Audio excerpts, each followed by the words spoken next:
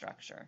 So what's in this talk besides talk of quantum mechanics and outlining Q methodology? I'm going to talk about two of my previous studies. One of them was about evaluating a flipped physics classroom. All my classes are flipped, and I'll talk a little bit about what that means. And then a more recent study where I evaluated students' views about offering a physics course online, my physics courses, the ones that they took, and what they thought of that. So I thought both of those topics were pretty connected more generally to possibly the crowd. So evaluating the flipped physics classroom, I actually got a publication and a number of presentations, including a similar-ish presentation a number of years ago at Cleveland State's physics department, also probably a similar kind of institution as this one. So flipped classrooms it's just a pedagogical model where the lecture you might have in a classroom is actually offered online as videos, and then working on homework using assessments, quizzes, tests, clicker questions, as well as group work happen during class time, with the idea that lectures typically are more passive, so you don't need a face-to-face situation for that. Where you need face-to-face is helping students, right, and being kind of a guide on the side while they do group work or start their homework. I use a video screen capture software, very much like what I'm using right now, and the idea is that students watch these videos outside of class, which sometimes happens and sometimes doesn't. I'm a realist. And Eric Mazur, who does peer instruction, you might have seen his book, and has presented a number of times at APT, and Khan Academy, which you're probably all familiar with, are all pseudo versions of this flipped idea. So this is what it looks like online. We have an online classroom management system called Desire to Learn. It's called Brightspace for us. It used to be called Springboard because we're kangaroos, right? Well, Zippy. Well, they used to be the Akron Zippers, but anyway, so this is what it looks like. So if they're in the content area, there's an introduction to each video. There is a PDF that has all of my PowerPoint slides that where I work out problems, right? Just have the problem, and then I use something called a Viz tablet that just plugs into my laptop through a USB, and I can annotate. So the videos, students usually tell me the most useful part of videos is where I work out the problems. Especially older students like it because they can play it multiple times if they miss something or they didn't understand something. So that's what it looks like if they watch the videos. And then in class, right, I actually, after my first study about flipped classroom, I started asking them questions if they had questions at the beginning of class, just because that was one of the things that they told me was missing from watching lectures, and then nobody had questions. Because nobody had questions when I lectured either. Not face-to-face. Then we do clicker questions, right, which is just classroom response, right? So I ask pretty much conceptual questions, and they click in.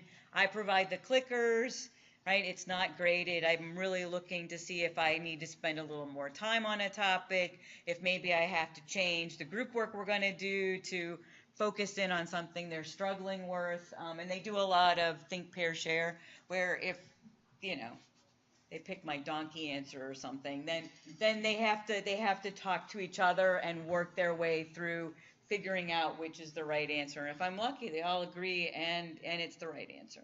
And then we have a little bit of time during class for them to start on their homework, because a lot of my students, they get frustrated when they begin their homework and then they just give up. So this way they can at least start and feel like they're getting successful. And that's how the group work is designed too. So the idea is that instructors get to interact more with students, figure out what their difficulties are. I can kind of adapt the classroom very quickly to address something, maybe give an overall hint, maybe kind of pop into a mini lecture about something they're all struggling with during group work or while they're starting to work on their homework. And then it's just more aligned with generally accepted learning theory and best practices. So, but there's problems, because there's always problems. So students are often resistant to watch the videos, just like students are resistant to read the textbook. And if you're like me, you have to make your own videos, because even if there's videos on YouTube, they don't necessarily address exactly what you want students to get out of those videos. Or, right, we all know that if they had a different textbook, they use S for speed instead of V for velocity in kinematic equations. And for a lot of my students, that just kind of blows their mind, because maybe 50% of my students had high school physics. And a lot of that high school physics, yeah, well, they would have been better to have no physics at all. Anyway, so, and there's limited research on the effectiveness of students' views about the flipped classroom. If anything, their survey. So this is part of how I did my initial study on flipped classroom, and then I adapted some things, and then I did this study, which is a follow-up. So pretty much these are first and second semester, mostly freshmen, sophomore. Sometimes I have a little later in their program because they've changed their major a lot. Non-majors, no, not physics majors, all engineering, technology, or applied science. All the labs are inquiry-based, so they're real-time physics, using vernier sensors and real-time data collection. The class pretty much focuses on conceptual understanding and problem solving. It's a prerequisite for a lot of the classes these students eventually take, including statics and dynamics and kinematics. And like I mentioned, I use clickers. We do a lot of PhET simulations. My videos have PhET simulations. Do you guys know about PhET? And group work. So initial study, I had two different groups of people. One, I called them the active learners, and these were my students who, they saw everything in the class had to do with learning. Grades were important to them, but they understood in a bigger, more mature kind of framework that, gee, if I do well in physics, then I'll be able to take that information, knowledge, and apply it to statics and kinematics and other classes I take. They saw group work as beneficial to their learning. My expectations were fine, and they thought that watching the flip videos improved their learning. And then there was what I call the unprepared traditionalists. They also said grades were important, but they were not getting good grades. I don't know how grades are important and you're getting a D in my class, but they said that they should have been working harder. They realized that they were unprepared for exams in the course in general. They did not feel they had to prepare for the clicker questions, because they didn't. But clicker questions did not help them assess their learning or understanding, because they were probably too busy texting their girlfriends or whatever. Flip videos were boring. I did not take that personally. And it didn't help them learn. They didn't watch them, just in case you're wondering. Because I can go into the classroom management system, and I keep telling them, I can see everything you do, how long you spent, everything. They don't believe me. And they preferred having regular traditional lectures during class time. This was the group of students who said, well, I didn't like the videos because I couldn't ask questions. So I was like, well, what questions would you have asked? I don't know, but I wanted to ask questions. Okay, I don't even know what that means. So here's a little snapshot of their predicted grade. They were all anonymous. It makes the Institutional Research Board for Research on Human Subjects happiest if everything is anonymous, and it means I do less paperwork. That's really the upshot of that. So they predicted their grades. I can tell you that for the most part, I could figure out who people were sometimes, and they were pretty good predictors. And one of the things that was interesting was how the people who were focused on learning were pretty much the students who were getting the A's and B's, and the ones who were the unprepared traditionalists, because they liked the way it used to be, right? They were pretty much my C, D, and F students. I don't think that was a coincidence. Anyway, factor one was they seemed to look at everything more, right, at how useful it was for their learning and as far as group work. And factor two liked group work because they got to spend time with their friends in class. They were not always on task either. So anyway, so that study made me think that I need to make some changes, especially for those unprepared traditionalists to become somehow more prepared. How could I rope them in and get them to be more like, right, the students focused on learning who saw everything we did in class, like how I thought of it, which was to help them learn, right? Because that's what we do as instructors. So I started presenting at the beginning, on the first day of class, why the class was flipped, because that seemed to be a problem that students didn't understand. I mean, I kind of hit on it really fast, but I didn't go into detail. So I started telling them that I used to do my own open-ended student evaluation of teaching questionnaires, which were pretty much, what'd you like about this class? What'd you like about the instructor? And how could this class be improved? It's my favorite 3 questions. And students always wrote the same things. I wish we could do more group work. I wish I could see more examples, right? I wish we had time to work on homework during class. Well, there was only 2 ways to do that. Either I could make my 4-credit-hour class, right, that includes the lab, a 5-credit-hour class, which I asked, the program directors and department chair of these programs, and they said, no, we're not doing that. So that left me the option of flipping it. So I started explaining that, and that seemed to help a lot of students understand that I wasn't doing this for some other, selfish reasons or whatever students think. And then I also learned that I had to start demonstrating how to get onto our online classroom management system, how to access the content, right? I have students call them the Ramlo Cliff Notes. How to access those things. I just assumed students knew how to do this. This is something that they're supposed to learn in student orientation and student success seminar, and either they're not learning it or they're asleep or something. So I started showing them, and that meant somehow I had more students accessing the content online. So I also realized from the first study that I really need to change some of the statements I used, student comments and some other feedback and kind of post-sort unofficial interviews. So I went back in and I edited the items that students sorted so I could kind of fine-tune my study.